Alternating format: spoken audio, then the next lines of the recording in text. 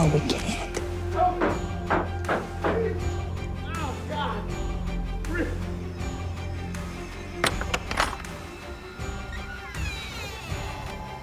What happened? I must have dozed off. I was just driving for 12 hours. God, like. I think there's a medical kit over here.